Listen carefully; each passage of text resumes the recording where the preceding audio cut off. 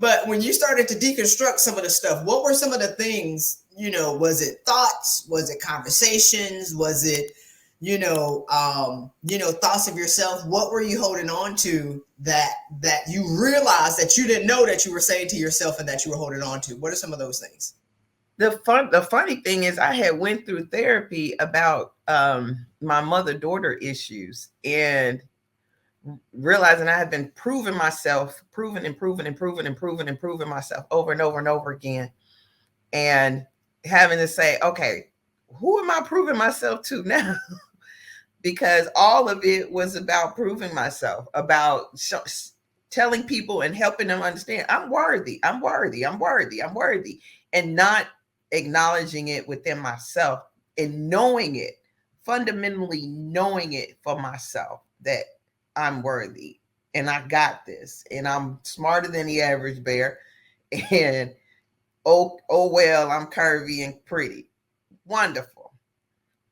It's a wonderful thing. And to have that joy. Welcome to Why She's Winning with your host, Christy Rutherford, a master of office politics and self-care advocacy. Christy's clients have received over $10 million in salary raises in a pandemic. Surprised that women are still getting paid during these challenging times? It's possible for you too. You can have it all if you believe you deserve it. Christy and her guests will assist you with that. Let's get started. Welcome everyone to Why She's Winning. I'm your host, Christy Rutherford, and today we have the amazing Dr. Rashara Givhan. Did I say your name right? Yes, you did. All right. Dr. Rashara is of Boeing Defense, Space, and Security. She has over 25 years of experience. She's been with Boeing for over 19 years, working in various leadership functions across multiple platforms for functional engineering, research, and test training systems and defense business units.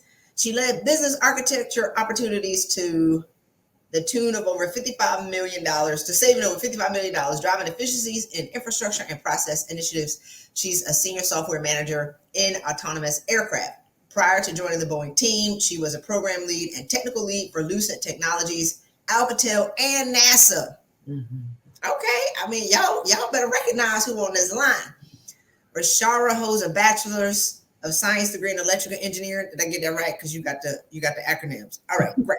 From Tennessee State, a master's in electrical engineering from the University of Tennessee, an MBA from St. Louis University, and a PhD with a focus in engineering management from Walden. With the completion of her dissertation, she has authored 3 books titles: Developing Learning Organizations for the Next Generation, Finding Function in a Dysfunctional Organization. Great. And Corporate Lifecycle and Product Lifecycle Alignment. She's also a partner in Can You Fit Me In software platform. In addition to owning her own software platform, she's just the greatest. I can go on, all day. My God. Welcome, Rashara. Thank you. All right. So, hey, everybody. So, Rashara, tell us what was going on with you when you initially reached out, to do something different. Wow. Fundamentally, I was just fed up with where I was in my career. I wasn't getting where I thought I wanted to be, where I knew I wanted to be, where I needed to be. Doors weren't opening for me. I was like trying to figure out how do I get past the barriers that continued to plague me and thinking it was all external. And it had nothing to do with me. It was all of them. So that's what turned me. I said, okay, maybe she's got something here. And then I did see the highlight of, 90 days, 50,000. Okay, we're going to see how this go. Okay, so initially, your thought was, it's them. It's them. It's, because that's easy to blame everybody else than to look in the mirror. You got 1,000,000 degrees, so I'm almost sure. So what did I say to you that was intriguing to you when we had our phone call? What did I say? Because I'm already sure I gave you a knuckle sandwich, but go ahead. What did I say? The question you asked me was about my degrees and my awards and stuff. And she said, what, you asked me where they were. And I had to think for a minute because I forgot. They were hidden in a bag in my closet down at the bottom of the closet that I had just kind of piled all of them in and said, okay, they're here. Because I had many moons ago, I had used them to drive some behavior in my kids because I coach basketball on the side. But I just kind of put them in a bag and put them in the closet. And when you ask me that, I'm like, okay, yeah, I got them. And then you ask me why they not on the wall. I'm like, I don't know. Wait, was this the first conversation or the 6 week later conversation? That was in the first 2 weeks. That was in the first 2 weeks. And I was kind of thinking about, I have no clue. And I didn't understand. And then I realized by the time that 6 week came about, I realized I wasn't acknowledging who I was. I wasn't living. All right, hold on. Let's not fast forward. Hold on. I gotta break it up. Because this is the process of understanding. First, it was you have a great opportunity, right? In your organization, right? And you're an electrical engineer. There's not that many sisters out there being an engineer, and so there are challenges that happen in organizations. And this is the thing, Rashara, is there are two truths that are going on. And a lot of times when I talk about my career, I had a great time, but I also had hell. Does that make sense? I had great leaders. I also had some jerks. Mm-hmm. I was harassed, but I also had some unhealed baggage that I was dragging around. So yeah, everybody's going to push my buttons because I got a million buttons. I'm exposing my emotions and my pain all day. So you thought everybody else and you couldn't get ahead, and that was your story, and it was strong too. And then, I started reading your degrees, talking about how much, I'm sure I was probably cussing on the phone. Like, you got all these degrees. So what was your biggest aha, right? When it came to doing the work, who was your coach? And then what was the biggest aha when you started to look at yourself in the mirror? Kathy was my coach, and looking at myself, not realizing that my childhood trauma, mother-daughter relationships and stuff like that was really impacting how I was showing up. And going through the content, going through the questionnaires, I had to sit back and really think, okay, what behaviors are being impacted by what I'm feeling at those lower levels that's coming out when I walk in the room, and take some time to deconstruct all of that and understand how it was impacting me. So are you willing to, Stephanie, I didn't mean to spell your name wrong. Stephanie is here. You know Stephanie Banks? You know Stephanie. Amazing. Hey. Ask me how I spell your name wrong, Stephanie. I'm sorry, girl.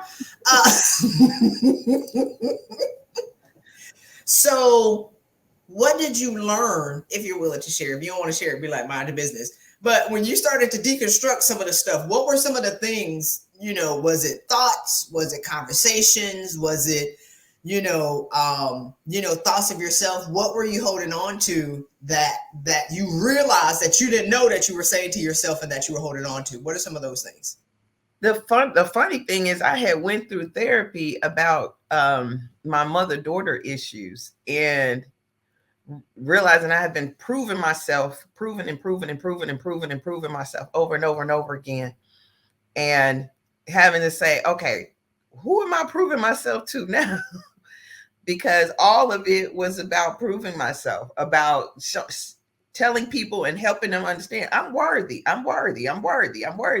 and not acknowledging it within myself and knowing it, fundamentally knowing it for myself, that I'm worthy and I got this, and I'm smarter than the average bear, and oh well, I'm curvy and pretty. Wonderful.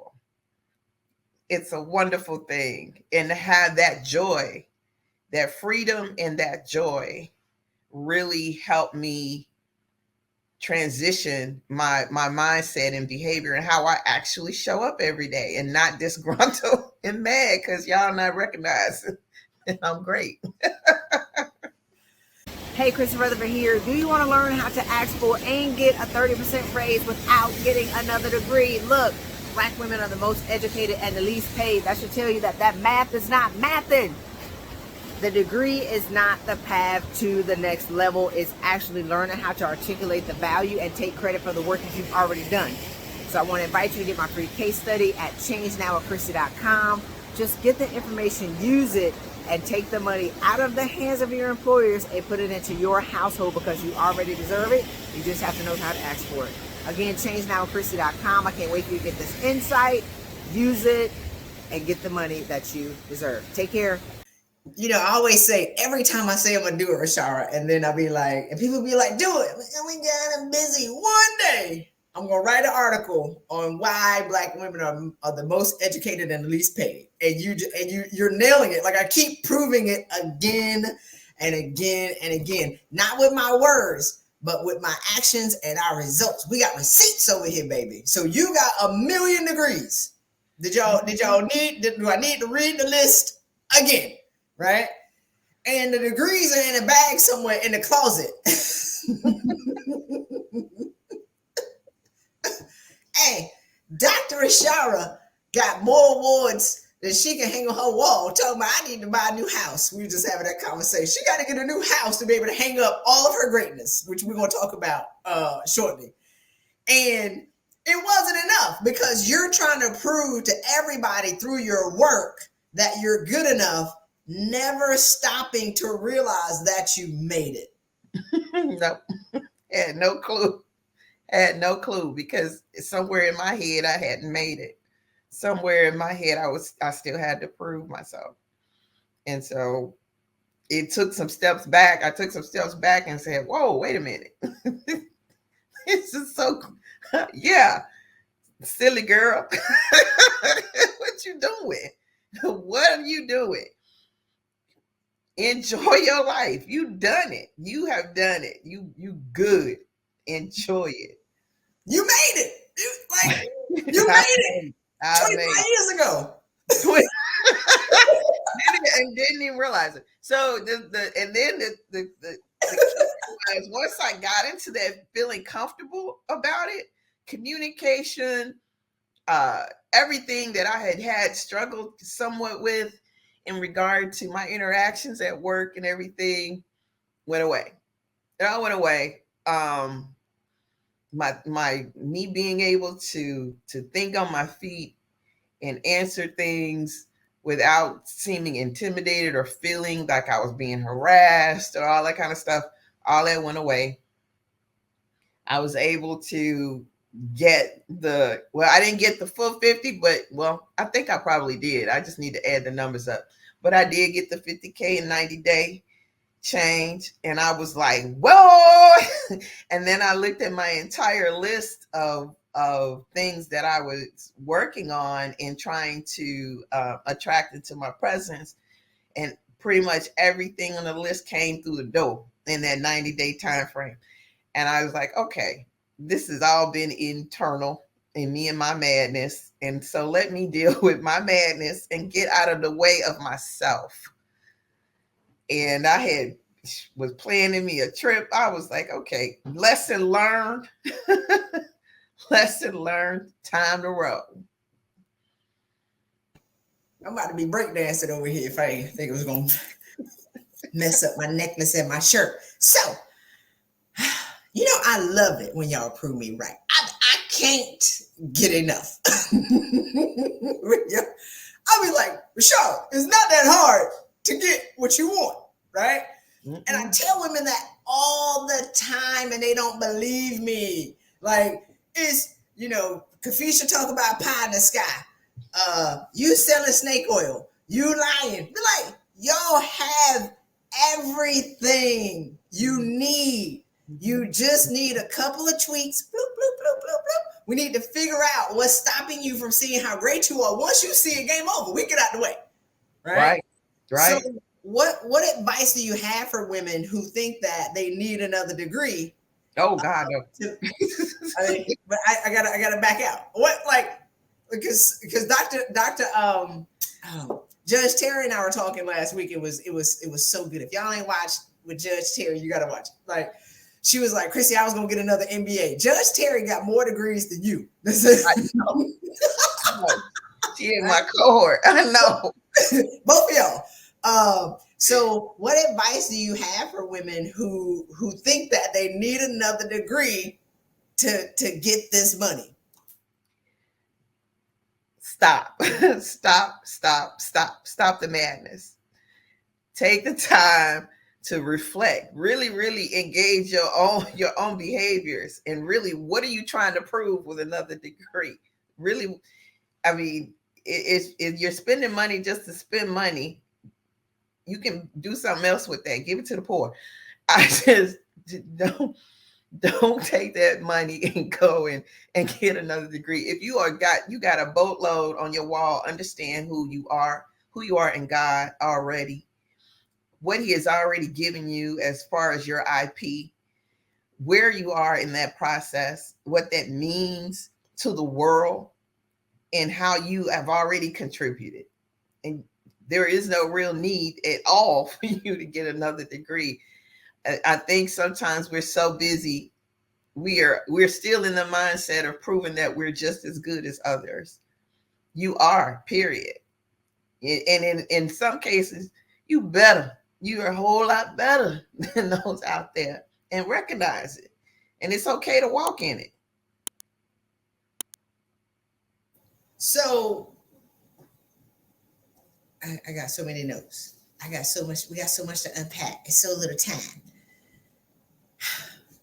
So you talked about intellectual property. Like, we're walking around putting our intellectual property. Don't even put a price tag on it at all, Dr. Rashara. Like, we're giving away our time and our energy and the best part of ourselves for volunteer projects. We didn't even get paid for it, right?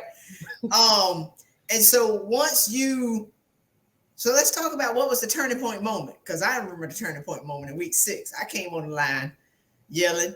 This was the same call that I was talking about with Dr. Terry. It was dark. I'm driving from Alabama to Atlanta, right? She stopped at Panera Bread. In the parking lot talking about, oh, no, y'all gonna get it. So what was that turning point moment, that shift for you, the thing that you hadn't done that you finally did in week 6 that we made you stop and do? What was that? I went on and put my stuff on the wall. I put the awards on the wall and the degrees I had. I put 3 awards, all that I had already framed and ready to go on the wall. My overall degrees, they was, like I said, they had nothing. They were in the bag. They had a little book thing. They come in. And I said, okay, I got to get these framed. I'm tripping. And I started looking around my house, and I'm like, I got basketball awards. I got all kinds of awards that just kind of stuck in the back of something, because I don't know. I didn't understand them. So you had just gotten like a Lifetime Achievement Award or something. And Kathy always joked that you were holding up your table, like your table wobbling. One of your awards was like under the table, helping it not wobble, right? So I was like, hang up all your awards. And you were like, what? You was like, when? Now. Because you haven't done it. I want you to go through everything. Hang them all up. You got your hammer. And I started hanging up awards. And then I ran out of wall space. So then I was like, okay, do I want to put them all around the room? Or do I just want to put them on one wall? And that's where I am now, trying to figure out, do I put them on one wall and cover the wall from top to bottom? Or do I want to put them on at least 3 walls? Because I got a window. So let's pause right there. You are an award-winning leader, like multiple awards, like, Bayer, Nesby, Boeing, like from 20 years ago. Does that make sense? And my NASA awards, my Bell Lab awards, I just was like,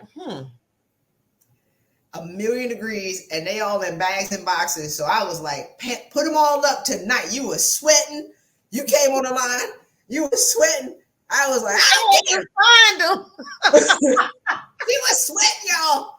Sweating, looking for them. Hey, she was standing up in the chair. I said, keep your camera on. We want to see you hang them up, right? You standing up on the chair. You like got the nail in the wall, right? You're like beating it in the wall. And then, y'all, she had to figure out, do I want to put them all on one wall because I got a window? Am I out of space? Am I just going to hang it all and just have one wall of war that don't really look that aesthetically pleasing to bougie women, right?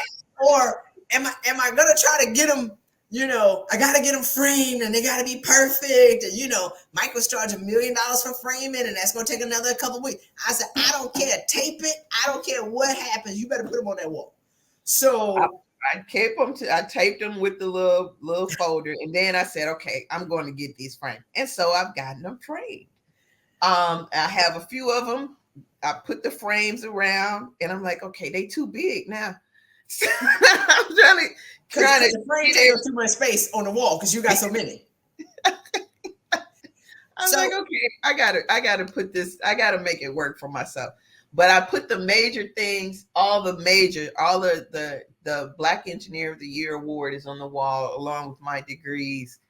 They are there. The VIP awards, Who's Who awards, they're going up around them, so I can have them looking like somebody just didn't throw some stuff on the wall. So let's talk about once you put them on the wall, then now you can look at how great you have been. Yeah. Does that make sense? Like you've been great for a long time. You just didn't know it because you're continuing to work to prove people wrong and to get people to see that you have value and you ain't even owning it for yourself. Mm-mm. Hey, Christy Rutherford here. I want to tell you about my resume course, How to Use the Superpower Method to Write an Irresistible Resume to Land You a High-Paying Job. If you can't figure out why you can't get to the next level, if you think that they're barriers to your success, that's not it. If you haven't learned how to adequately take credit for the work that you've done, if you don't know how to articulate it and even give it to a resume writer that you've paid $3,000, $4,000, $5,000 to, if you haven't given them the right information, then how can they output something that is of quality and value? So go ahead, get this course. It's less than $50. Get the information, use it, and write an irresistible resume that will get you the salary that you deserve today. So click on the link on around this video or go to thesuperpowermethod.com. Get it, use it, get paid what you deserve today. So then once you own it for yourself, then what happened? Like how long and then what happened? Because it wasn't that long when everything started to pop off. Once I really started owning it for myself, that's when all the floodgates of what I wanted began to appear. All of my desires, all the things that I had written down, all the things, just goals I had just began to appear to unveil themselves for opportunities. And I was like, yes. So Kathy's on watching you. Hey.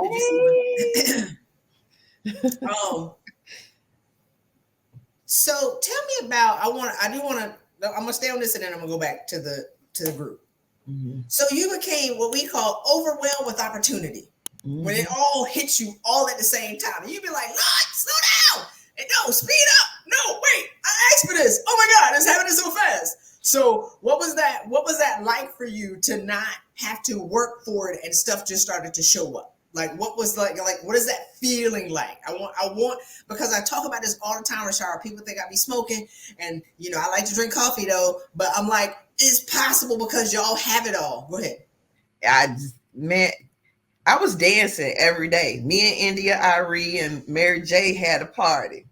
Just dancing because it's like, ooh, brown skin. Let's go. Hey, another good day.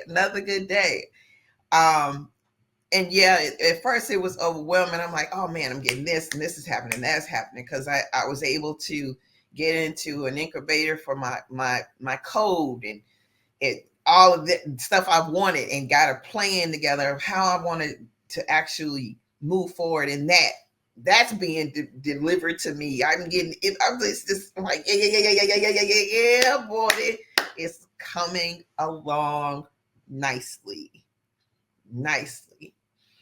So, in addition to, so another thing that you did that I was like, what? When you told me my projected salary per year, I was like, okay. Since you said that, I'm gonna receive it, and this is finna happen for me. I don't know how. I don't even care how. It's gonna happen, and it's slowly showing itself one way or the other. And I'm like, man, when it all comes out in the next 2 years, when I'm making 1.5 million, whatever, and exceeding all the other stuff, just doing me and walking in who I am and the value that I bring anywhere I go. Oh, so what was my valuation for you? Because everybody gets a valuation. What was my your evaluation for me was $773,000 a year. And initially I was like, oh man.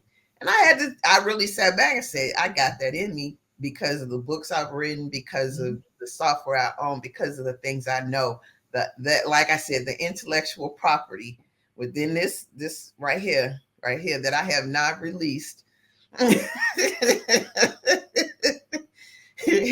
can get me exactly that with no problem. You heard that valuation, Kathy? Kathy said yes. You know, I told Kathy 625. She was like, this chick blew past it. I count all Kathy's money. Let's be clear. I count all Kathy's money. She has blown past that, and you're gonna blow past it too, right? Like, and this is the thing. Even I can't say her name, but I told one woman, I was like, you're gonna get 3. It was an increase in like 335 or something like that. And then that was last January, I told her that. And then she ended up getting $333,000 in real estate and got a $15,000 increase in her job. So it doesn't matter, y'all, where the money comes from. Stop trying to think that it's your job that's going to be able to provide for you when you walking around with all of that intellectual property. Now, we do like to double and triple salaries over here because y'all undervalued, overworked, and underpaid. Anyway, not talking about you, but a lot of women are underemployed and then complaining that it's them. I'd be like, no, it's you. You put yourself on sale. Right? You got your degrees in boxes and bags. You don't even hang them on the wall. Talking about you need another degree. If the first 3 didn't get it, the 4th one is gonna do nothing. Not gonna do anything. So you talked about Dr. Terry being in your cohort. What is that? What is that like having a tribe? Like being in the group, because we do the group model. We don't talk to no more than 7 women in the group, by the way, because we ain't talking to 100 people. But what was that like for you? Because leadership is lonely. Yes, that's the one thing that I can say I have in all the leadership classes and workshops and all the stuff that I've taken and read. That one part of it was exhilarating because it allowed me to bounce stuff off of people and then to hear stuff from folks around what their perspectives were, but really to understand that we all in this sinking boat. We were in this boat together thinking we all crazy. And like, no, you ain't crazy. it's all of us. So we, you looking at each other going, wait a minute. So it's not just me. No, it's not just you. It's not just you. And then when you really reflect on your stuff, you go, wait a minute, that was my stuff. It wasn't her stuff. It wasn't their stuff. It was all me. And me working through my issues to try to get to where I really need to be, where I'm supposed to be, versus continuously fighting this uphill battle against myself. It's hard to fight uphill when you keep hitting yourself in the face at the same time. Please know that. That's the image that you get, is you trying to go up this opportunity hill, and you hit yourself in the face by something within you that's come out and you didn't even realize why it's even there. So talk to us about Kathy, right? Who I love. Yes. Because people be like, Christy, I want you and you only. I be like, first of all, I wanna coach everybody. I can't. And I don't even think Dr. Rashara, they want me for 8 weeks straight, because that's You would be cussing them out every week. I don't think people won't. I don't have the patience for it no more. I don't have that kind delivery. I come in with a chainsaw and drag y'all and be gone, and y'all be like, Kathy got to clean it up. So what?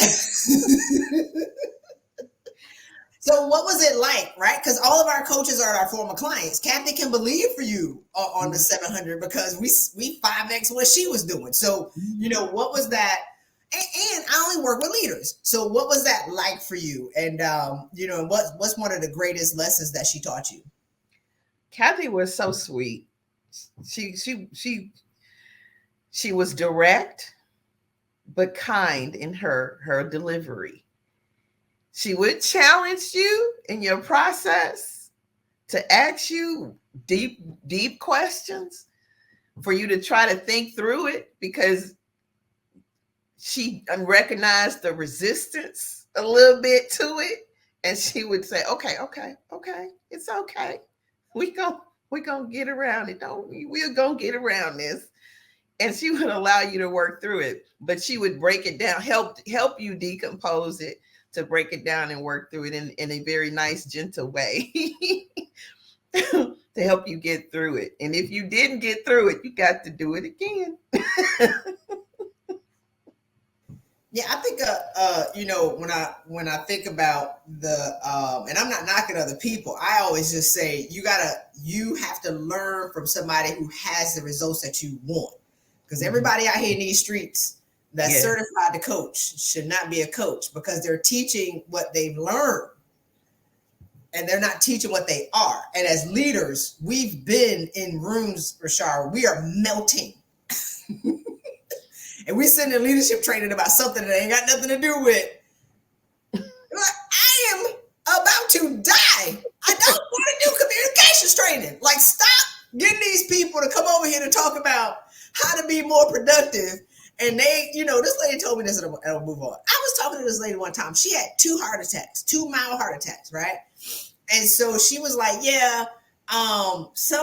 whoever she went to, a stress management person, told her to start using an egg timer. I was like, you're gonna die, because I'm a little bit more rugged in the this is not gonna go well. An egg timer to be able to count backwards when you carrying around all that baggage from your past, that's the problem. Kathy said she used a butter knife. Christy got a sword. I mean, it works. It works. It's a tag team. I come in when necessary. All right. I got 2 more questions for you. So how has your, I think you said it, but I want to get back to it again. Because once you realized that you were the problem, right? The stuff that you were holding on, with your mom, right? Mm-hmm. So what, because you have to forgive. Mm-hmm. Let's talk about forgiveness. Well, see, what had happened was I started that 21-day Ayala Banzai forgiveness process.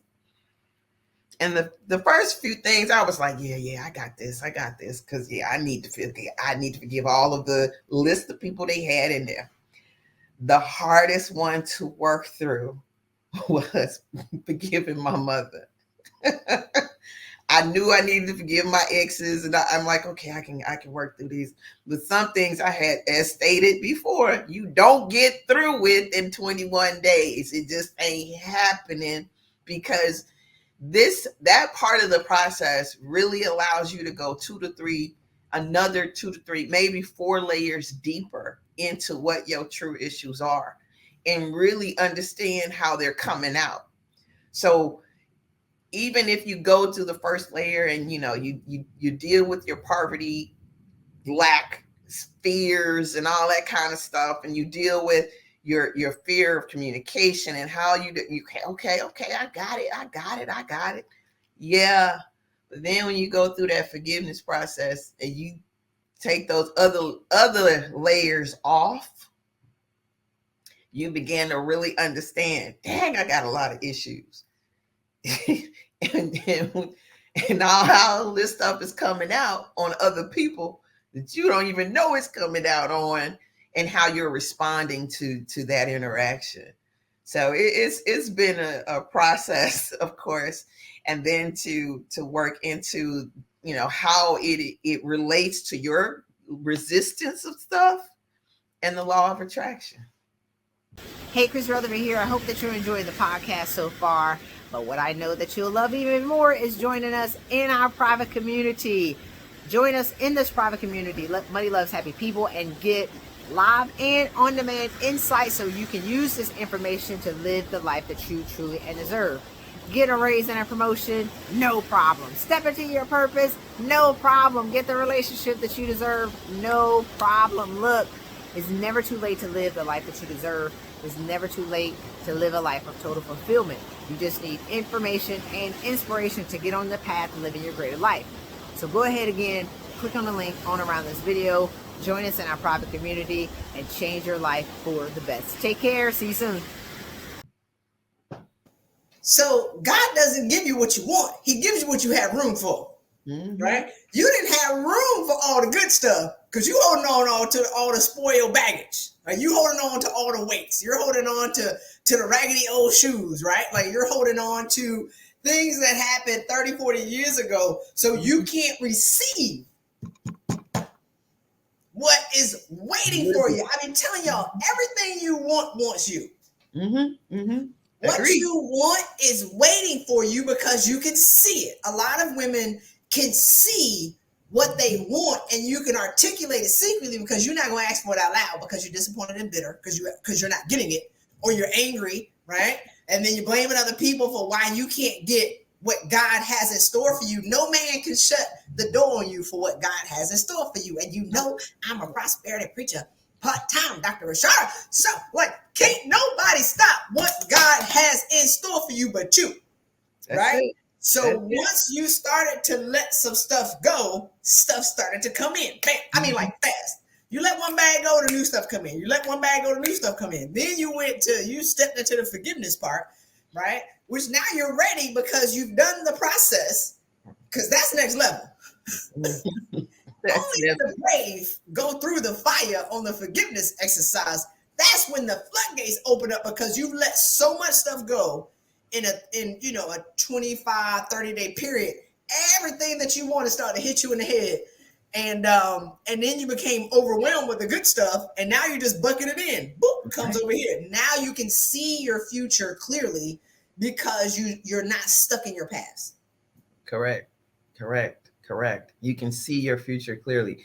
You've gotten rid of those negative behaviors, or less at a minimum, you're more aware of them. And so you can control it better and release that resistance and move forward to where you really want to be.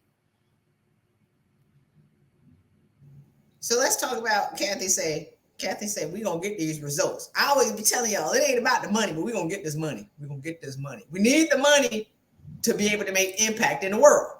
We need the money to be bougie. It's not about the money. It's about the peace and the freedom and the joy and the harmony, but we want our money too. So how has the interactions with your family changed, since going through this program? And then how has the interactions with the people that you work with changed? How has your lifestyle and your ability to be able to be around other people, how has that shifted? So from this process, I learned how to set boundaries because I need my peace. I learned how to set boundaries and be okay with letting certain things just go, not holding on to it in any kind of way. And in my work environment, I'm a whole lot happier.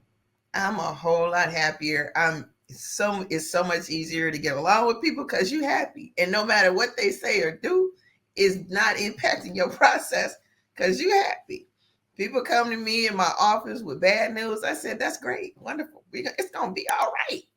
Don't worry about it. It's going to be all right. But we got to. I know. It's going to be all right. And they go, what is wrong with you? I'm like, nothing. I'm great. Today is a great day, and we're going to work this out. And then by the end of whenever, it's worked out. Next problem. Let's go. You know, this lady said, I think it was last week, she said that, you know, Black women are, you know, we suffer with all these microaggressions and these macroaggressions. And I'm like, man, that's our unhealed trauma. People triggering our pain. That's our baggage. That's not, and I'm not saying, Dr. Rashara, that these people aren't harassing us. That's true, right?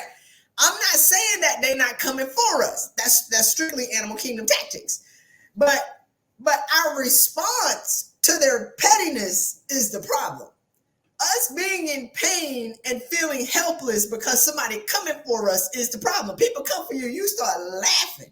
You be like, oh no, it's gonna be a great day. So talk to us about like your perspective of like the microaggressions and like what it used to be and what it is today. Oh my gosh, it's so different. It's so different.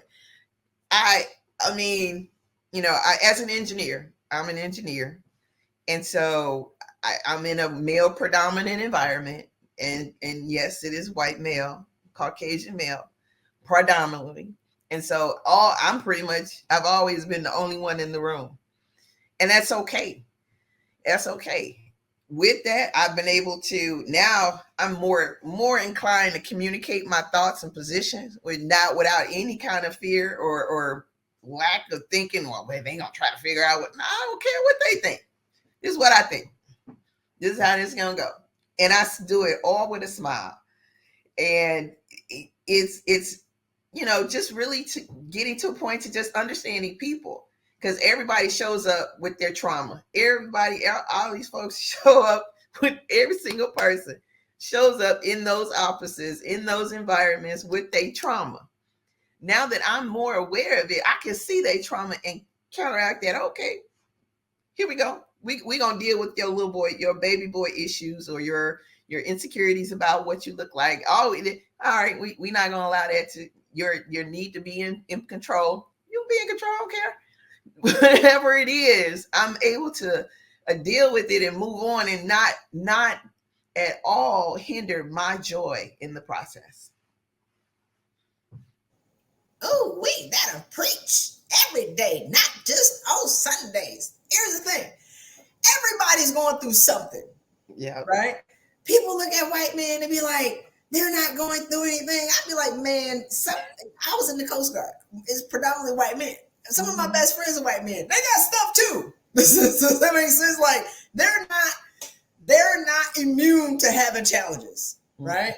So when you see, once you get clear and get out of the water, you ain't triggered no more about people, right?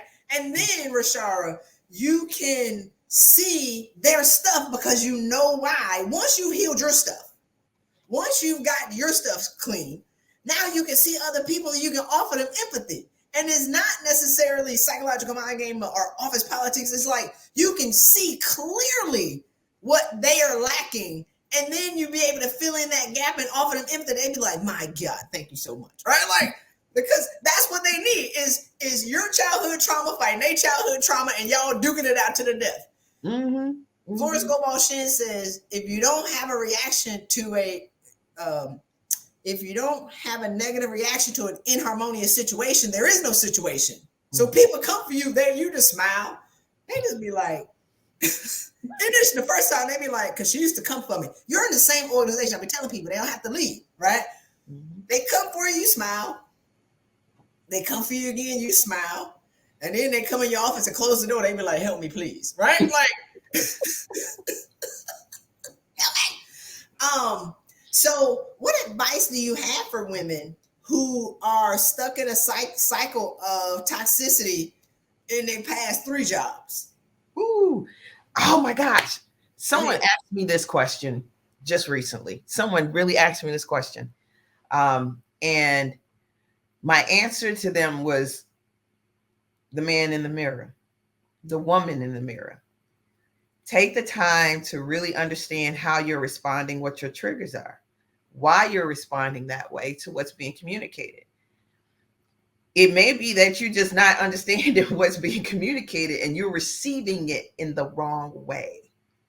So all the time that we respond to people and it's toxic and they this, if it's a they in it, then you need to turn that mirror around and try to figure out why you feeling that way and why you so triggered and why you're responding in such a manner to people that have no real control over your life. You just allowing it because of who you want to be, who you think you want to be, who you think you want to be, and who you think you are.